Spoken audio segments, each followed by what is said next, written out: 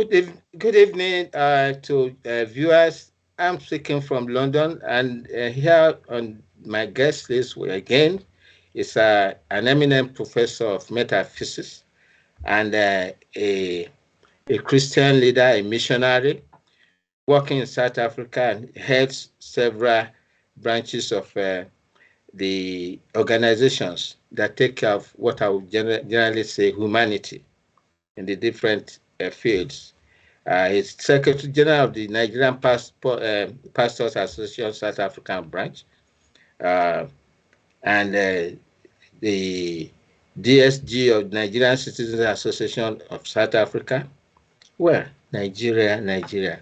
That's a very powerful positioning. Welcoming on Clevenard TV tonight, I'm welcoming Professor S.J. Uba. And he is here tonight to tell us some of the things that is happening in South Africa.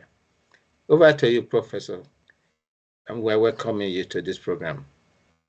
Okay, thank you, sir. Thank you so much for having me tonight in this program. I'm honored to be here this night. And good evening, viewers. Okay. Yes, looking at what we have today in today's discussion is a very important discussion because it has to do with Nigerians in South Africa.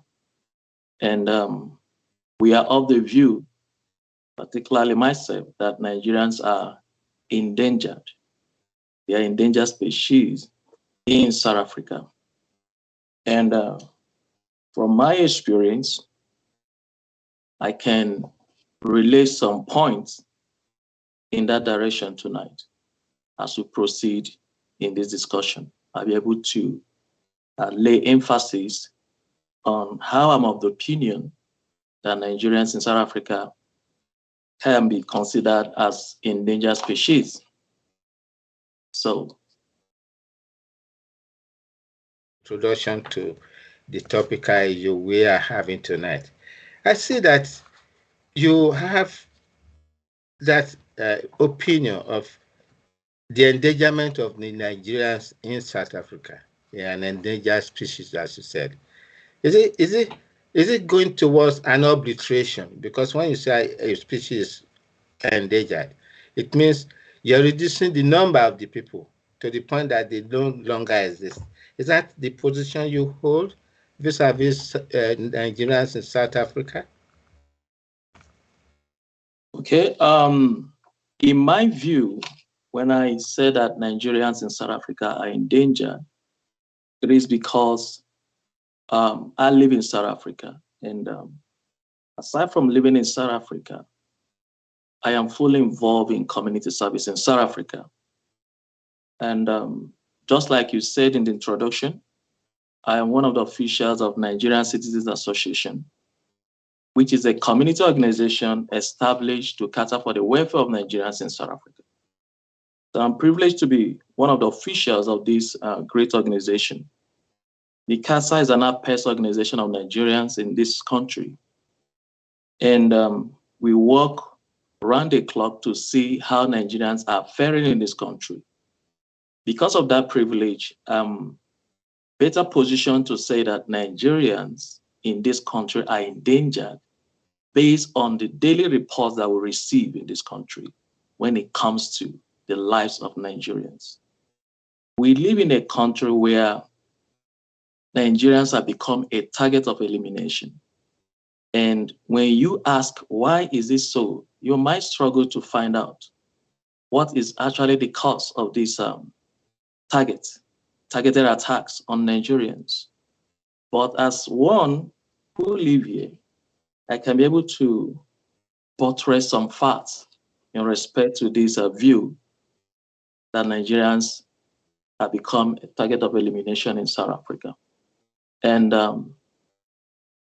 before we proceed, I would just like to say that I see it as a deficit of leadership. It's a deficit of leadership.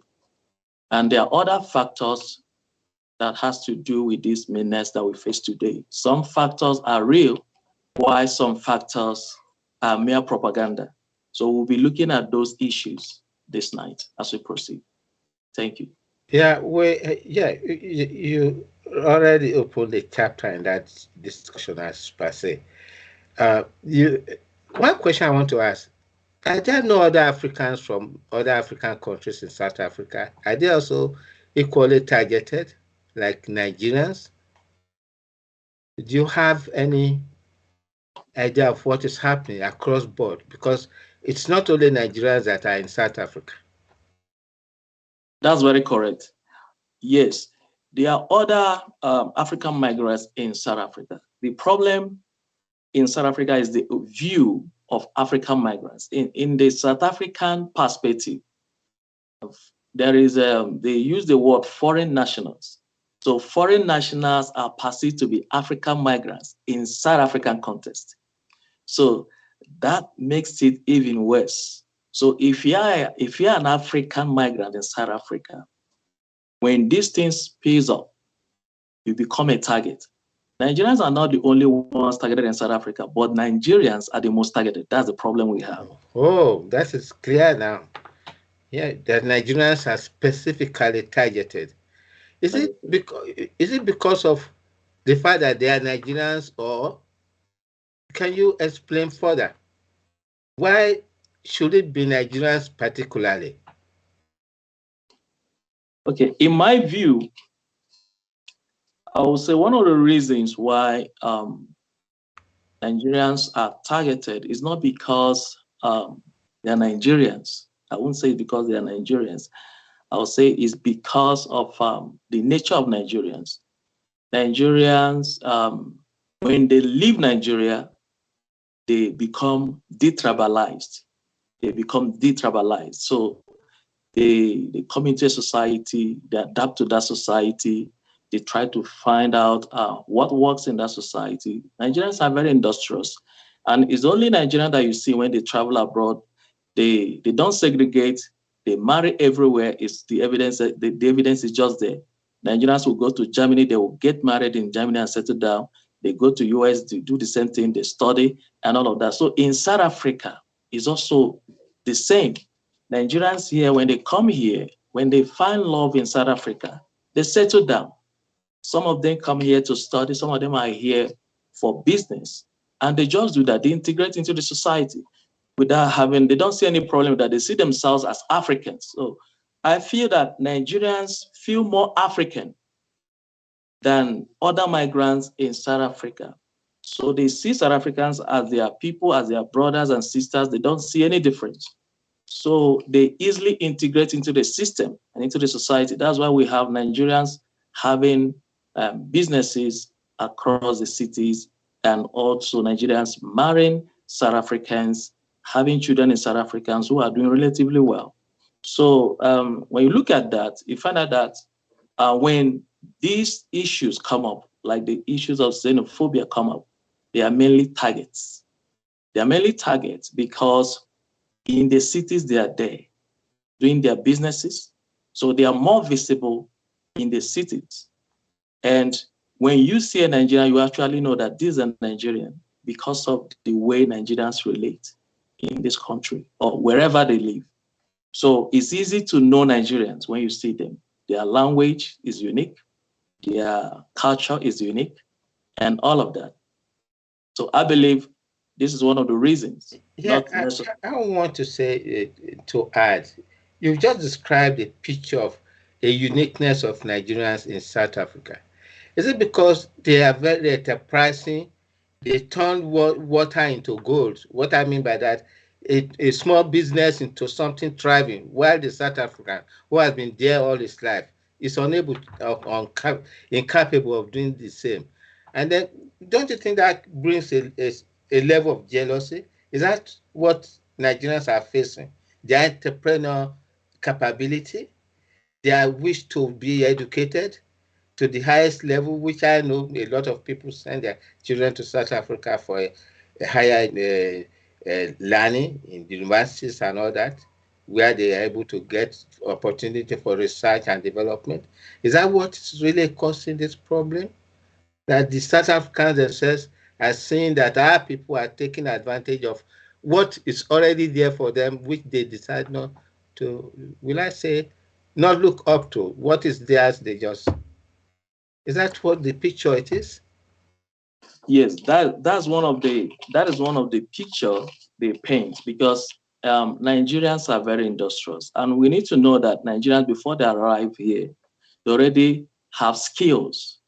They already have skills. More especially, Nigerians from the eastern part of the country, they possess the trading skill. They have that skill, so they come with it. So when they come here, they don't find it difficult to establish themselves. So they open up small scale businesses, and within a space of time, they develop them into bigger businesses. So when the locals watch them and see how they develop from nothing to something, sometimes it's only natural to be jealous, to say, how can you Yeah. come all the way from West Africa and you come with nothing, and within a space of time, we're already doing well. So how are you doing it? This is where the propaganda comes in. Oh, well, now, what what is the, what I'll call the South African body policy doing about this rising situation? Is the government of South Africa not aware of this kind of clashes between African migrants in South Africa? And now use that word because it's not only Nigerians, and how it's affecting their government activities and the image they are leaving to the rest of Africa? Have they, do you think they are concerned about it? Because we've been reading here in London and elsewhere a lot of all these clashes between Africans, particularly Nigerians and South Africans. And sometimes they claim it's Nigerians against Nigerians. Have you experienced that kind of situation to the last one I mentioned? Nigerians against Nigerians? Um, yes, in some, what we need to know is that even in Nigerian, even in Nigeria where we come from, brothers do have problems. So it's not new to have Nigerians having some issues in the Nigerian community, but that will not take anything away from the main focus tonight, to say that Nigerians are really living under a very hostile environment in South Africa. And I want to put it out to you that South Africa is becoming one of the most hostile communities of Nigerians, where Nigerians live across Africa. And it's quite concerning. When it comes to the government or the authorities of South Africa, I'll say they are concerned. It's not that they are not concerned. They are concerned about this spate of xenophobic attacks or targeted attacks on foreign nationals, more especially on Nigeria. But the truth is this: it seems to have gone out of hand. That's the situation they found themselves. The media is not properly managed. The media is used to incite violence against foreign nationals in the country. And you know how powerful the media is.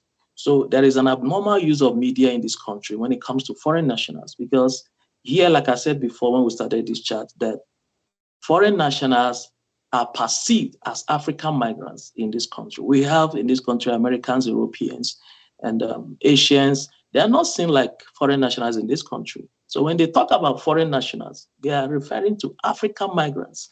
They are brothers What? and yes, that's how it is, who have come from different countries from Africa. So when they talk about issues of crime, it is perceived that foreign nationals are criminals.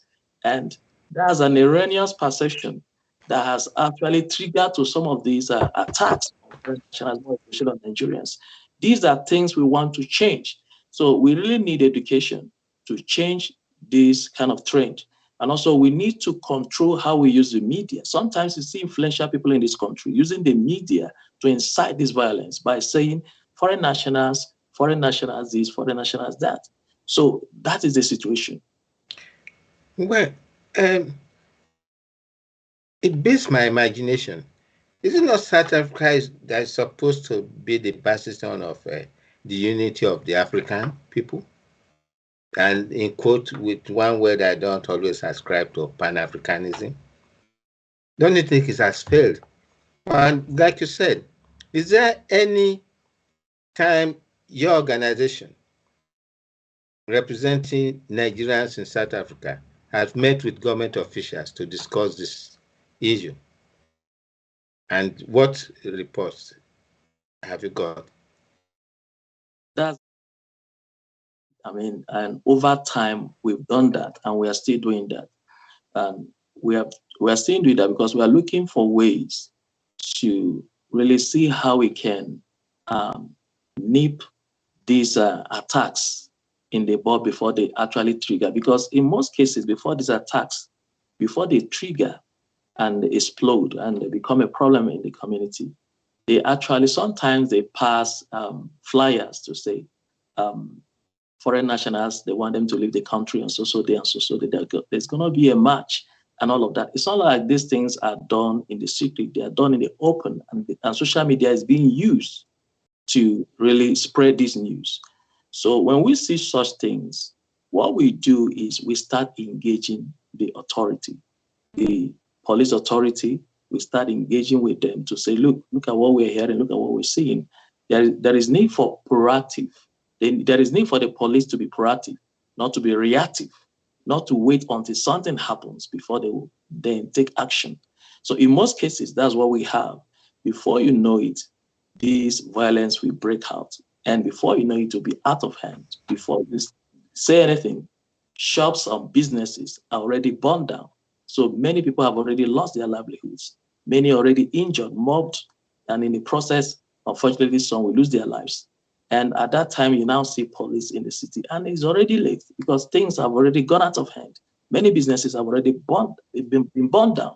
So we are saying it is not always right to wait for the police to wait, in as much as the police is trying their best to see what they can do. But whenever this thing is springing up, there is need for police to be proactive, to be able to curtail the menace before it spills over.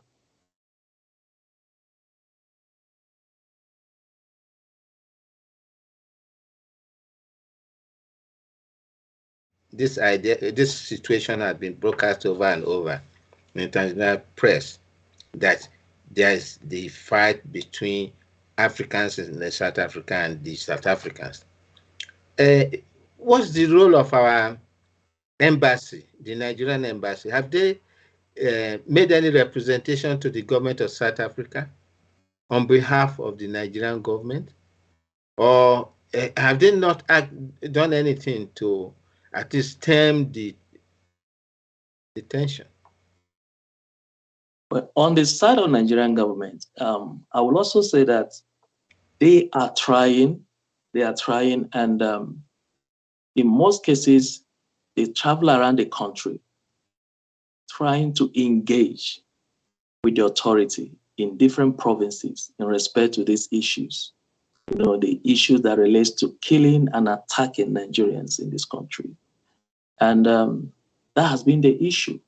And as I speak now, not long ago, the Consul General designate, Mr. Andrew Edie, he traveled to Eastern Cape because of this same issue, to engage with authorities in that part of the country to find ways to broker peace between the host community and the Nigerians in that part of the country. It's not only that, they travel around the country in Malanga, Northwest, and all of that. They've been doing that. And what you need to know is that this issue has actually gone out of hand. It has gone out of hand. It will require the authorities in this country to step up and nip this thing at the bud before it escalates to a point where they will no longer be able to control it. Because some of these things that are happening are spilling over there. You see the influx of messages on social media, people who have been killed and all of that. These are the things that can trigger violence across board. And we don't want it to get to a point where that will happen. That's why we are saying that the South African authorities need to step up to make sure they deal with xenophobia and targeted attack on Africans, and more especially on Nigerians in this country. Well, thank you very much for that expose. It looks like we are in a Kite 22 situation whereby you go this way, it's blocked, and the other way is also blocked. Where do we now go? And what I want to ask now, is there any hope, or is in your view, do you think the South African government, as it is, can make any this thing, regulations in terms of attitude towards foreigners, as they call it, in their country? Or is it, what do you see? Do you see them not engaging their own people properly before other Africans came into their country? Because immediately after the apartheid left, there was so much mayhem, even before other Africans started to come in. Because I know that a lot of the youths in South Africa had nothing to do. But gradually the economy grew, and that attracted other Africans like Nigerians into the place. Are the youths in South Africa, I say, not trained to be able to partake in businesses and all that?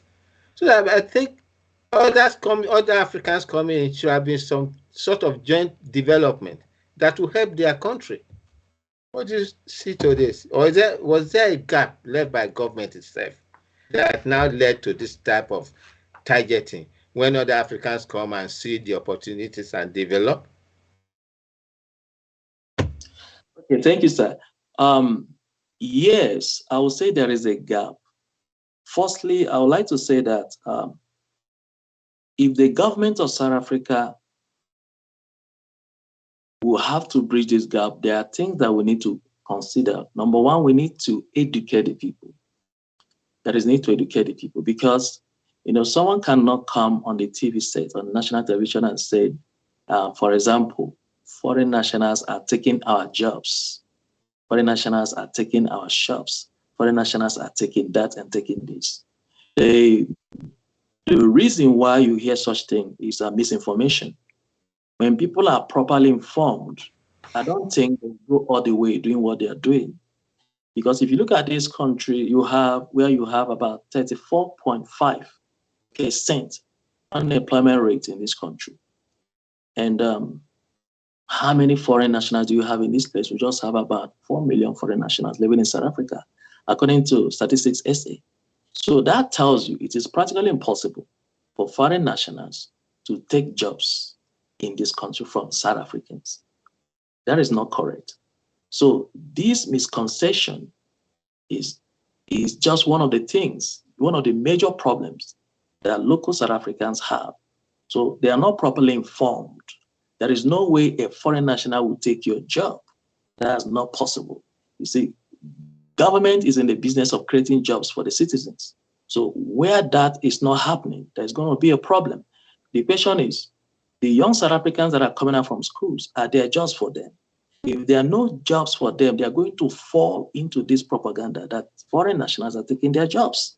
Because someone who is working will not have all the time looking for a foreign national to destroy his shop and loot it. Because, for example, someone who is living in Soweto has no business with a foreign national who has a business in the township in Johannesburg. So how does his shop in Johannesburg affect your livelihood in Soweto or in Alexandria? So coming all the way from Soweto, Alexandria to come and break a shop in Johannesburg, I mean, there is something wrong. It means people are not properly informed. So that's where we need to start. We need to start from information. We live in the age of information. So when people are not properly informed, they'll be misguided. And that will also lead to negative action, like we have seen today. So if you look at the statistics we have in South Africa, we know that there are violent crimes in South Africa. Crime is everywhere. Crime is a global phenomenon. Crime is everywhere. Joblessness is everywhere. It's a global phenomenon. Immigration issues, these are global phenomena. So we cannot look at South Africa and say they are facing immigration problem. No, Nigeria is also facing immigration problem. Ghana is facing immigration problem. All the countries around the world are facing immigration problem. But the way it is projected is what determines what happens. So the way immigration issue is projected in South Africa is one of the things that trigger these issues. For example, last year, 2021, when COVID, during the time of COVID shots, there was a kind of erroneous statistics that were peddled by the media out there that there are about 4 million foreign nationals, undocumented foreign nationals in South Africa, which is not true. Which is not true. There cannot be 4 million undocumented foreign nationals in South Africa, where we have just about 4 million migrants in South Africa. That's 3.95 million migrants in South Africa. So there is no way 4 million will be undocumented. So which is a statistics and claim the statistics is a disclaimed and say that is false. That is not true, because we have in totality, we have about 4 million migrants in South Africa. So such informations are the reasons why we have some of these attacks that we have. So the locals will look at it as, so does it mean that every foreign national here is undocumented? So, which is not true. And for these things, that's why for this kind of information, you see people rising, trying to attack foreign nationals for the simple reason they are misinformed. They don't know the stats, and the stats are there for everybody to look at. Yeah, you actually said earlier, education and the right type of information, not the fake one. And you see, the world is in a very dire situation. I believe, like you said, and I quit again ask, it's an if question. If the government of South Africa really sat up to look at this 34% unemployment rate and try to work towards reducing it, do you think it has to affect their perception of the and most of them are getting just the perception of the presence of in quote foreign nationals that are Africans in South Africa? Definitely, it's going to change the way South Africans see foreign nationals. You have to consider the factors that trigger into these attacks. In most cases, the reasons are genuine. They are genuine reasons. In some instances, it's not genuine. For example, when you talk about service delivery, when there is no service delivery, proper service delivery in the community, it triggers protests. And guess what? These protests will definitely, at the end of the day, end in the shops of foreign nationals. That's the problem. But it started well. They are trying to protest for a real need in the community. Lack of service delivery, like running water, power, electricity, and what have you, good road, and all of that. But at the end of the day, it ends in the businesses of foreign nationals. That's a sad part of it. What that means is that if the government can address these issues, then they will have a different view on foreign nationals. So they won't see foreign nationals as their problem. They won't see foreign nationals as people who take their job.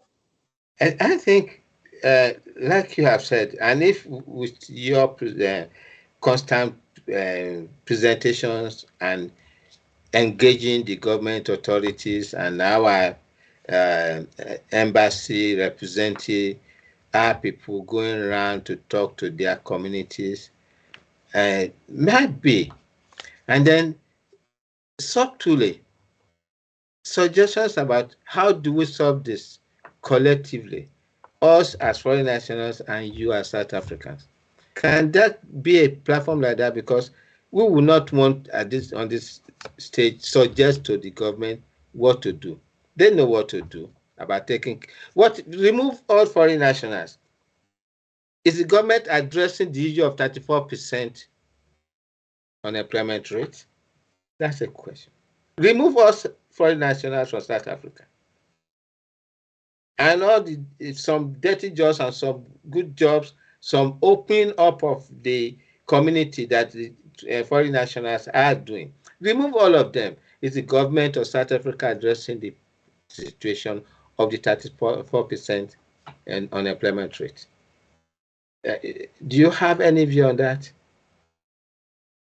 Yes, yes, that's very correct. Like what you have just said now, if you remove, even if you remove all foreign nationals in South Africa, they will still have issues of unemployment because it's a global issue. So the government is mandated to find ways to provide solutions in the community. That's government business. That's government business. So if government is not doing that, they are going to leave a wide gap that will lead to violent crimes like we have seen in recent times. When we talk about violent crimes, I mean, it is quite dangerous now, what I'm saying now, because this is what we see on weekly basis. There is crime in the community. And when you talk about crime, crime does not know nationality. It's not about nationality. It's not about you are from here, you are from there, you are from there. No, crime is everybody, everywhere. Crime is everywhere. What that means is that anybody can choose to commit crime. But our challenge now is that it's not just the crime. Our challenge is that it doesn't matter who commits the crime. If you commit a crime and you are found guilty, then you'll be on the other side of the law. You should be treated as someone who committed crime before the court of law. So that is what we are facing. Not in a situation whereby when you have isolated cases, some isolated cases in the sense that when you find a foreign national on the other side of the law, then he will be judged on the street. He'll be judged on the street, and in the process, he will end up losing his life. So these have been No the due concern. process? Without due process, that's what we're talking about. So this is the concern. For instance, we have, as I speak now, we have over 120 Nigerians that have been killed in South Africa. And out of that number, we are still counting. We're still counting. Out of that number, over 13 were killed by the police. Now, the question is, what do you do when such things happen? So what we're advocating is that when people are killed that way, there should be justice. These are extrajudicial killings that are taking place. And as a government, we expect the government to really come up to bring the perpetrators of these acts or these attacks to book. That's one of the ways to show that we don't like what is happening. We really want to change the tide. Because when somebody commits such a crime and nothing is done, then tomorrow they'll commit another crime. So crime is not just about foreign national. Because you're a foreign national, then you are going to commit crime or you're a criminal. No. Being a foreign national does not make you a criminal. So being a foreign national is not a disease. So these are the things, these are some of the perceptions we need to change. Okay. It has to come from the start of government. You are saying what ought to be. Well, from what you have narrated all along now, it appears that how will I use the word common South African, the ordinary or the South Africans, even from the top, are already seeing foreign nationals as criminal, in quote, without really expressing it. But if they are not criminals, I believe by now, because this is an ongoing issue that has been on for the past maybe 5-10 years. There has been reports all over, even up to as we speak, like you're talking to me now. I expect the government to sit back and look at how do we solve this problem. And you also making representations to government. There should have been, they should by now try to find an answer. And I would want to advise, make a suggestion, not advice, that with your organization, you don't give up. Continue to press until they can see an opening. They open their eyes to see what is happening, that there's an advantage for foreign nationals to be in their country, to contribute towards the growth of their economy.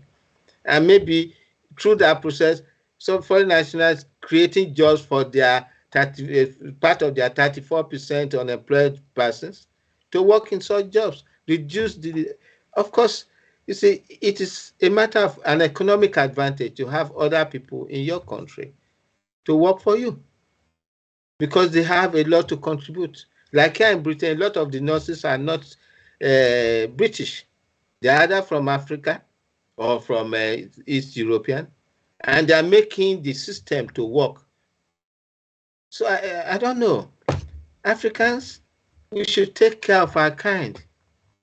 And on this program, if it is possible, any of the government leaders are hearing me and you, should go and sit back to analyze what to do. They cannot one day wake up and say they are expelling all foreign nationals from South Africa.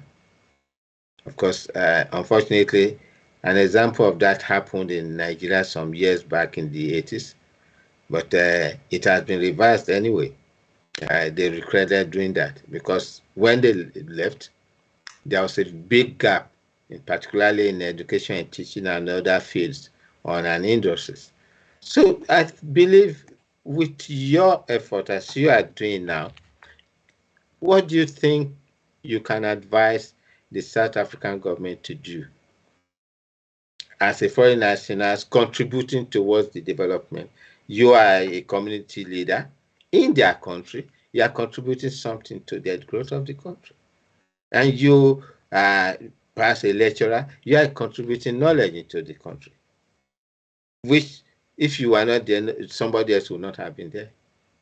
Because like you said, there's a big gap between employment and unemployment.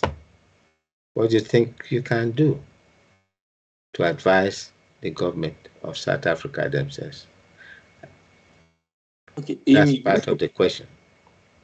in view of what is happening in South Africa now, which is very unfortunate because there is no way, looking at where South Africa is coming from the regime, and also considering the role Nigeria played during the apartheid regime.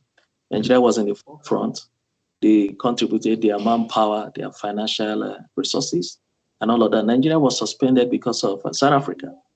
And the students in Nigeria also played their role by contributing what we call Mandela Fund. Must be free. Yeah.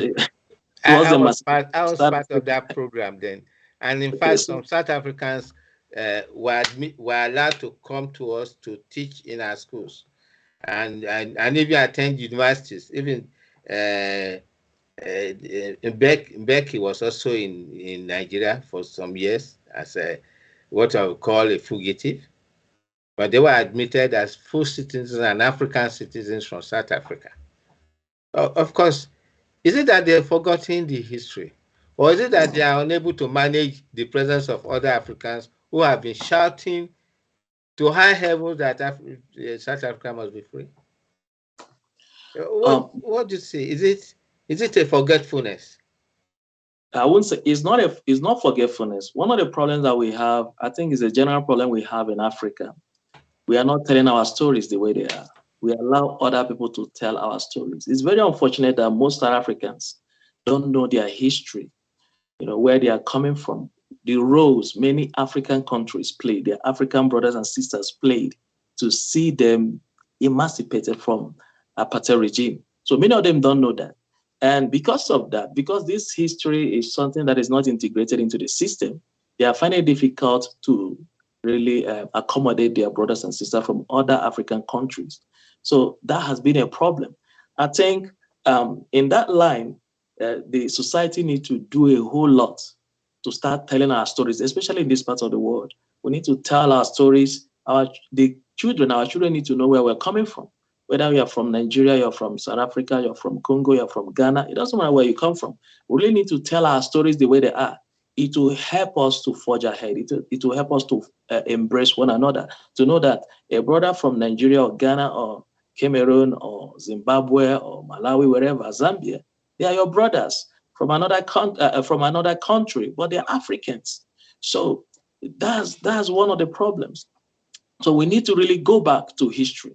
So this has been a problem. It's an African problem. It's not just South Africa, including Nigeria. We don't really share our stories. We have our own stories to share, like the Civil War. So these are some of the things that are really creating this gap. That's why we have this kind of a heightened tension and a kind of structural discrimination and social intolerance in this country. And I tell you, it is so much that we think is enough that something drastic must be done before it gets out of hand. Just in June alone, for instance, we have lost some Nigerians. We've lost up to 5 Nigerians only in June. That should not be happening. This is July. So when we talk about Nigeria being targeted, we are saying that because we are on ground. We know what is going on in this country. And that cannot continue to happen because these are other nationals in another country. They don't come here just to commit crimes. Most of them come here for greener pastures. Many of them come here for other things, for education and all of that. We have many professionals in this country, like the medical doctors. If you go to the hospitals in South Africa, you'll be amazed. You see Nigerian doctors all over, and they are doing excellently well. Now, the question is, why can the society embrace these foreign nationals who are doing very well in the community, like the medical doctors, the engineers, and all of that? Why always talk about foreign nationals, presenting them, scapegoating them like criminals? That's where the problem is. Yeah, you've not completed that sentence. The problem is lack of history. Lack You of agree with history. me? If, for example, they in South Africa now think back and start broadcasting the history of the development of South African society and the contribution of the other Africans, even when they were not independent, even when they were still under colonial rule, the Africans still talked about. I remember there was a paper presented in 1946, 45 in Manchester, where the Africans who met there were calling for the abolition of apartheid. It's a concern. The South Africans should know that they have never been forgotten, even when they were under that yoke. And this is the time for them to embrace and even show the ropes for foreign nationals who come into their country. This is what it is. This is our society. Like you said, some of our people have married into them, but that's not enough. But do they know the history? That is one important thing. And that is where I believe maybe the South African government and media should start a program of history that will help to diffuse this tension, to show that these people around you, they are not just proud. That's the way they are built. They are hardworking. And they come from a society where laziness is not allowed. You have to work for your daily bread. And they are showing you the ropes. Even though apartheid sort of, I know, had sort of straitjacketed a lot of them into living in what they call towns outside towns, like the Soweto, the separate settlements. But they should break free. I've seen some of the beautiful houses in Soweto now. That should not, it's not enough. They should break free. They should understand the history. And I believe it's up to you now that you're in their midst to subtly introduce this history and even try to encourage the history to be told on the media, even the national media, and might be one of the things you could suggest when next you meet the local communities, that we should not forget our past. These are the things. We've come to you and we are happy that you are free and we are trying to contribute. You see, I think the approach should not be an aggressive one. It should be a steady infusion of ideas and ideology. History is capable of diffusing what is happening now. Do you share that view? Because you said it. I'm only building upon what you said. What do you think could happen? How do you go about this type of program? But it has to come from government. And that is true. NICASA, as NICASA, we have a program we call Nigerian Convention. We're also working on what we call arts and culture exhibition. And these are some of the programs we want to use to really bring on board community stakeholders in this country, whether they are just ordinary individuals or community leaders or people in government, to bring them closer to see what we are doing in this country, to also showcase what other Africans are doing in this country, to be able to experience our cultural heritage as Africans. So by so doing, that will help us to really build a kind of a collaborative front that will help us to solve some of these issues, because there must be a meeting point and we have to create that point. So these are some of the programs we are looking forward to that will help us to be able to really embrace South Africans, and for them to also see us and see what we can do and what some of our brothers and sisters are doing in this country. And also, we can also, they can also showcase what they are doing. South Africa have a very rich culture that needs to be explored. And other Africans need to really take opportunity of that to really see. Yeah, tourism is very huge in South Africa. So we want to engage in a program that will actually showcase what we can do and also help us to learn from South Africans. I believe that there is something we can learn from South Africans, in as much as there is something they can learn from us. So knowledge, education.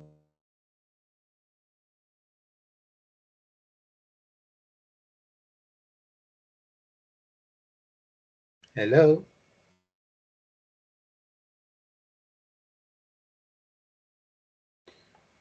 Well, it appears my guest is frozen out temporarily. Um, like he's been saying, his organization is trying to engage the community in South Africa to espouse the need of understanding in the field of art and education and integration. And I think that's one of the some of the key things that should happen in South Africa and the other African countries, because I know that a lot of these um uprising, I will call them, and discord is spread all over Africa. It happened also in Ghana recently against Nigerians, but unfortunately, and it cannot continue. If Africa has to break free from underdevelopment, we have to work hand in hand in whatever form we can in our various countries where we come from, so that Africa can be free. Using the word of the East African uh, journalist some years back after the independence of Kenya, he said, Uhuru not yet. That meaning we've not had freedom. And freedom comes from the ability to understand each other, the ability to create wealth in terms of industry, the ability to be almost completely self-sufficient in various fields, and only import what we cannot do or manufacture. Or we exchange technology with other countries worldwide. We have not started that in Africa. The exchange of science and technology and contribution to modern innovations.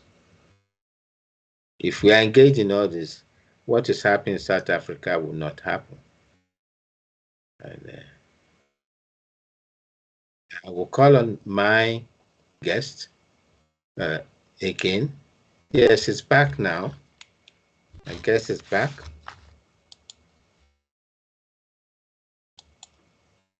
Yes. Thanks for. There was an intermission in the transmission. So Yes. unfortunately, I was suggesting that we really need to integrate in terms of helping each other to develop wherever we find ourselves as Africans. We should embrace, we should be able to work with each other, share our story, share our knowledge, share our ability, share our science and technologies, share our art, That thereby we'll be able to appreciate each other. The South African guy will be able to understand the kind of culture the people from eastern part of Nigeria or western part or the northern part have, and now be able to appreciate it. Oh, this is how it is, rather than targeting each other, and then also embracing the fact that, oh, this man just come and he has turned this water into something profitable, and I can do the same thing. I've been looking at it for so long. So this is how it is done. You learn rather than going to destroy it. Destroying it destroys your economy internally. That's what the South Africans are doing to themselves. Destroying the ability of the foreigners, as they call them, to live. It's destroying their economy. I hope you do share what I'm explaining. Because anything you do, you are partaking in the economic system. You go to their big shops, you buy, that increases the ability of that shop to.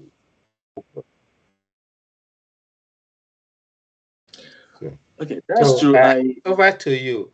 I have been, because you went off, I was talking about what we could do in Africa, because it's very important to me, because I'm not very happy that Africans target Africans.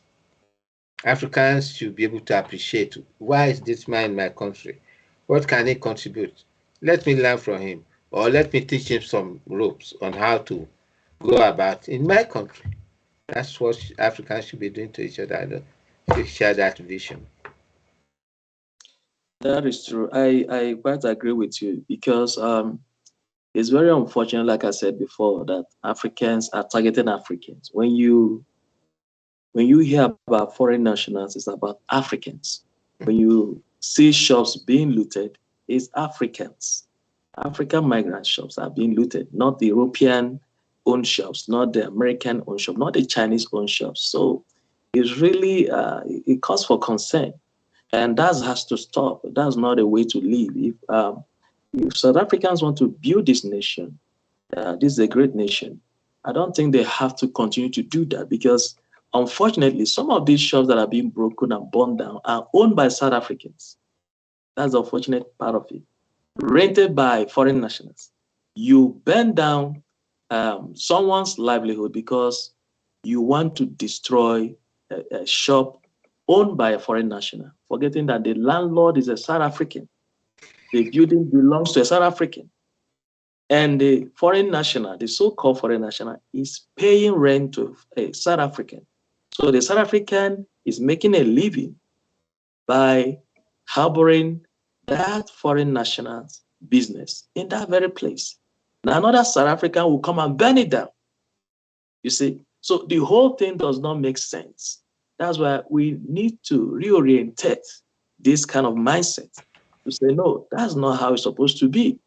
The problem is not the so-called foreign nationals. The problem is, I think, is more of a mindset that has been built over time. So we need to really deprogram people to say, look, this is not how it works. Because how many shops are you going to break? How long will you continue to attack people? That will not put money into your pocket. That will not give you employment. After burning the shops, you won't get employment. Even if you remove them from the shop and they put you back into that shop, you might not be able to do exactly what a foreign national is doing. You might not even succeed there. It takes some skills to do that kind of business and succeed. So we Yes, really need. yeah, what you just said reminds me of Zimbabwe and the 5,000 European farmers.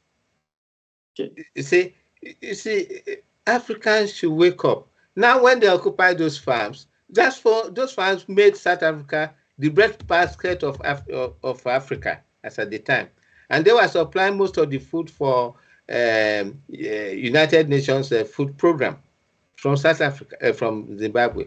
Now, when that's gone, Zimbabwe now became a net exporter of food. So, like you see, like you said, a mindset and a view of what are we really doing. You just explained. Most of the foreign nationals did not bring the shop or the buildings of the shop from their home country. They are owned by South Africans. It's That's so correct. ridiculous. This So thing should not be happening. History. The knowledge of history is important in this case. People should wake up because we should not, like in Nigeria, no, most people, like you said, most young ones don't know what was this civil war. I even asked a student who had a PhD from the University of Nsukka when I met him. He did not know the details of the Civil War. He left in 1984. And the gap between the Civil War and 1984 is not that much. But he didn't know anything.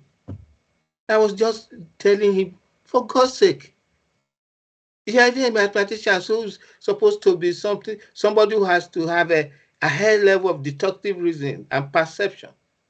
You don't know your hometown. He's an Igbo man.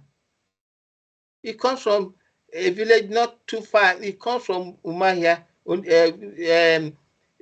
Usuka is not too far from Umahia. He attended the university. I did not know the horrors that happened in that university. So Africa is in trouble of ending up not knowing its own history, and that is what is being shown in what is happening in South Africa now. Do you think on this platform we can help to re-educate our people about the essence of history and about thinking before you act? But running around, and I've seen some of the pictures. These people running around breaking shops that belongs to their own people, and even employ some of their own people. that's correct. History. That's correct. We really need to South Africans need to look at one thing. Since the inception of these xenophobic attacks on foreign nationals, what has it? What actually have they achieved? I mean, they're only giving a bad name to this country. Many people used to love South Africa, to be honest. Yeah. Nigerians love South Africans, not even before they start coming to South Africa, because they see South Africans as Africans. They went through a lot. They sympathize with South Africans. Once you say, I'm from South Africans, the Nigerian can do anything for you when they see you in Yeah. Nigeria. That's a fact. But just after 1994, things began to change. They seem to have forgotten where they're coming from. Coming from such a history, by now, this country is not supposed to engage into such violence, knowing where they are coming from. So, looking at it now, people are beginning to ask, is it really South Africa? I know some of these things are triggered by some things. When I talk about, like, for example, let's talk about the issue of crime. We'll talk about issue of crime. Yeah, talk about crime. Crime do happen, even in the community of foreign nationals, just as crime also do happen in the community of South Africans. But the problem is not the crime now. The problem is, how are these crime handled? You see, people must be brought to book when they commit crimes, whether they are South Africans or foreign nationals. Because South Africa is a sovereign state, it has powers to govern itself. And this is a democratic dispensation. It's under democratic governance. So therefore, the laws of South Africa protect all that live in it, including South African citizens and non-citizens alike, including their livelihoods. So those South Africans should wake up one morning and go and break a shop belonging to a foreign national for the sake it's foreign national. That's unacceptable in a democratic dispensation that South Africa is enjoying today. That is unacceptable. That's why we are calling the authorities to do something and do it urgently before this gets out of hand. No South African should be allowed to take the laws into their hand. No South African has the right to take the law into his hand, into his or her hands. At the same time, no foreign national has the right to take the laws into his or her hands. So the law must be respected. Everybody living in South Africa as a sovereign state is under the law. And what that means is that you must abide by the rules of the country. And the law of the country must protect you and your property. And what that means also is that the law enforcement agencies must enforce the law. And they shouldn't take the law into their hands like what we have seen in some isolated cases. So these have been our concerns, and so therefore we are calling on the government. Our government is trying to be calling out to South Africans to say, this is not how it's supposed to be. We're supposed to live like brothers, where our people died in South Africa, over time. So I think I'm still of the opinion that the South African government should do more in protecting lives and properties of foreign nationals in their country, more especially those of African migrants in this country. They need to be protected. They need to be protected. Yeah, they need to be protected. If they are given the visa to come in, then automatically they have the right of protection under the sovereignty of South Africa. And this should not be denied them. That's exactly what you just said. It should not be denied them.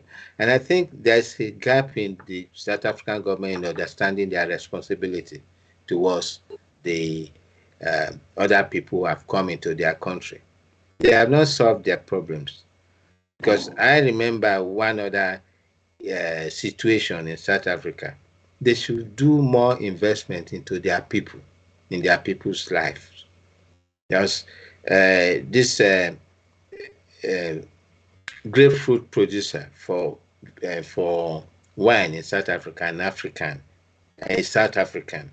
He had I've forgotten the size of his farm. I think about 10 hectares of farmland. He was able, very fertile farmland. He was only able to develop 1 hectare, and he requested of government to, and he employed a lot of people there. He requested of government to assist in helping to open up the rest of the hectares, and that will mean employing more people and reducing unemployment. The last time I checked, he was not assisted. So the government itself, I'm saying this because I want them to hear, because I felt sad about it as an African, that this is an African who wants to work and producing some of the best grapes in his country, on his land, and he has some land lying fallow he wants to develop it, to do the same thing and increase productivity and employ more people. You see, employ a chain of things will happen. Those producing bottles, labels, transports, and all that will be engaged in that kind of activity.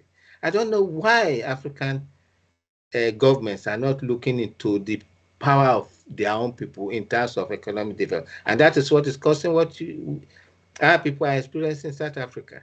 It's not just saying Nigerians have come in. How many Nigerians are there in terms of your population?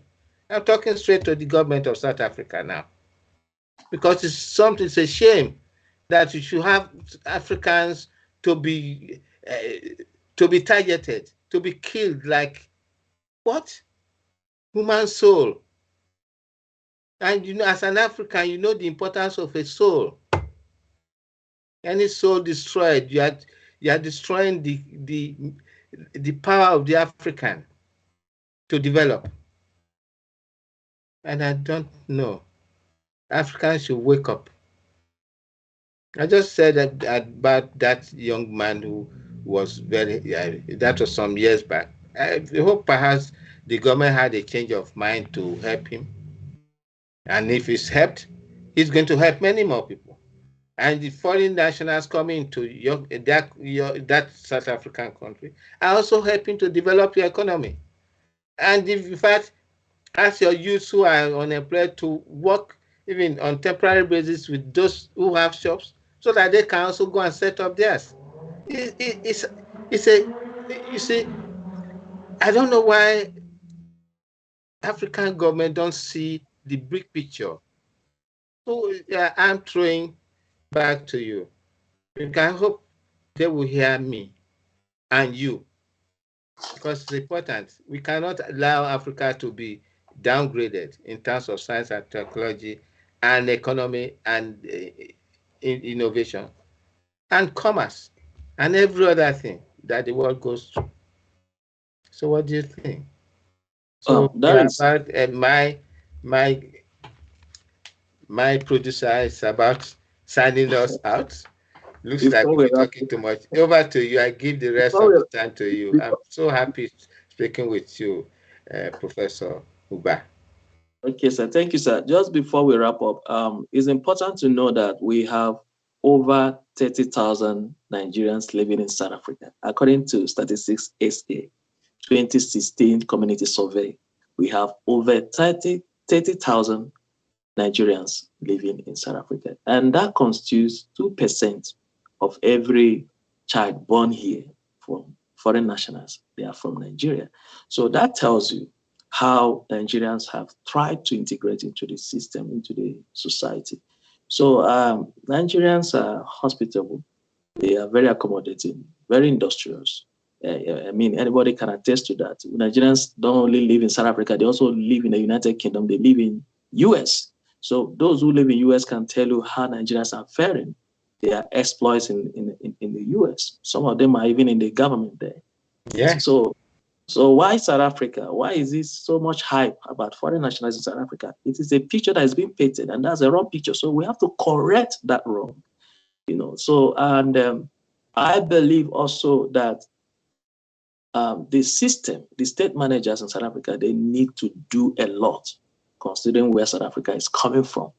There are things that the locals cannot do overnight. So in terms of skills, South Africans need skills. There is a lot they need to learn. So this is where the gaps are. Once these areas have been attended to, because it's not just about going to school, passing through university, you come out, there is no job. There must be industries. There needs to be development in terms of building industries, building multinational businesses that will actually employ people. So when that is not happening over time, that's going to create a whole lot of gap. And that will also trigger crime rates in the country. The crime rate is surging, especially violent crime is surging. If you look at the percentage, it's going up. And what is the cause? Unemployment rate is so high and all of that. So if we want to address the issue of crime, we also need to address the issue of unemployment, not just the education alone. So after going to school, what do? You become unemployed. You have to create your own job. So the advantage for these foreign nationals is that they've been able to create their own jobs. That's advantage. They know they're not going to look for jobs. There is no need going to look for jobs, wasting their time. So they create their own job. The ability to create their own small enterprise has actually paid off for them. And now, after doing that for years, for 5 years, 10 years, 15 years, 16 years, or 20 years, for instance, in the last spate of xenophobic attack, one Nigerian that built his business for over 16 years, the business was burnt down. It took him 16 good years to build that business. So it doesn't happen overnight. So another thing is to be able to be patient, not to be in a haste to make it. You see, if you can discover something and put in your best to build it up, I mean, tomorrow you have something to show. Than looking for a job all the time. If you don't have a job, what are you going to do? You must leave. You have to create one. So the mentality of creating jobs should be integrated into the system, not just looking for a job, because you might look for a job and not get a job. Then what do? So you have to create one. So these are the issues that we have. And this issue has continued to surge and create societal problems here. And I think both governments still need to do a whole lot to really deal with these issues from the root, not just on the surface, not just making press releases, people who died and what happened, the shops that were burned. No, to really deal with these issues from From the their root. source. Mhm. From the source. Yeah. Yeah, you just said it, which I surmise as skill acquisition for those who leave school to be able to convert into other areas of this enterprise skill acquisition centers in various local governments, or what do they call them in South Africa, in provinces. Is Municipality. the government doing anything about that kind of situation? What I just said, which is what I'm surmising what you said earlier. If they are skilled, then they'll be able to think of what to do next. Even and not everybody can go and work in the office. It's impossible. That's what I call it. So it's been very interesting talking to you because we share the same passion about the African, about how we can really work together to develop. Development is the key. It's not just talking about unity. Unity follows development. Unity cannot stand, just like the name African Union. Has that affected what is happening to South Africa now? No. But if there was the ability for the South African citizens to develop and even assimilate and even call others, come, we have jobs for you. That's what we should be hearing now. I don't know. I'm sorry. I commiserate with you and the citizens of Nigeria and other Africans who are suffering about the ignorance of action, that I will call the ignorance of action. What should not have happened. And this time around, we don't have somebody else to blame. We will not say it's Britain or America that did it. It is our mindset. It's our mindset that have done it.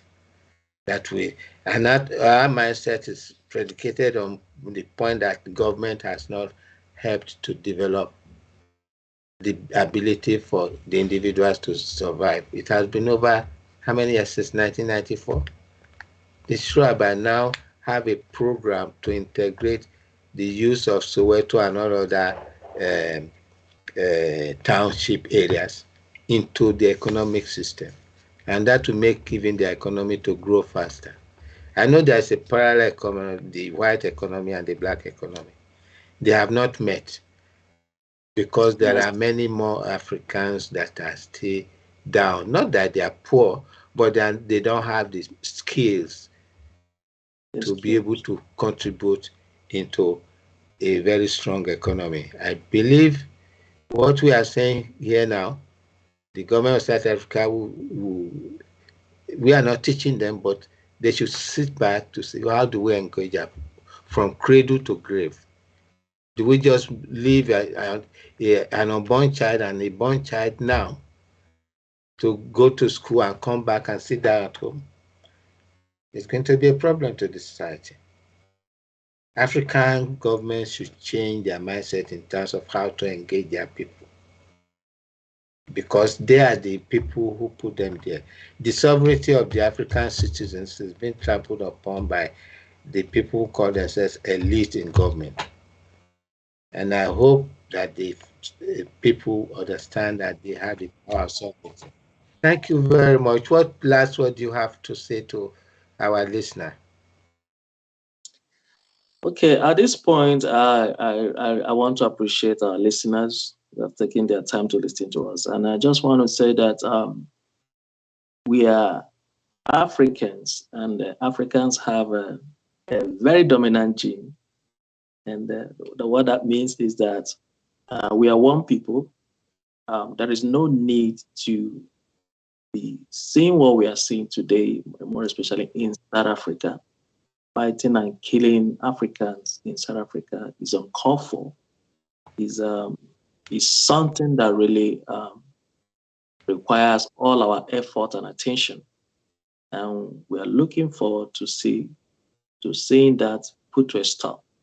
And also, I want to advise foreign nationals that live in the country to say you have to abide by the laws of the country. Don't engage in illicit business. Don't engage in criminal activity. And at the same time, I would also like to say to South African citizens that African nationals in this country are your brothers and your sisters. Don't destroy their businesses. Don't attack them. Don't kill them. Killing them is like killing yourself. Destroying their business is like destroying your own businesses. So we need to have a common understanding. And when we know that and respect the law, I believe that every other thing will come into play. So that's what I have to say at this point. We are Africans. We should love ourselves. On this note, thank you very much, Professor Umba. I've enjoyed being with you, and I hope to speak to you off camera later and maybe engage you in some of the things you and I am doing separately in the course of the African situation.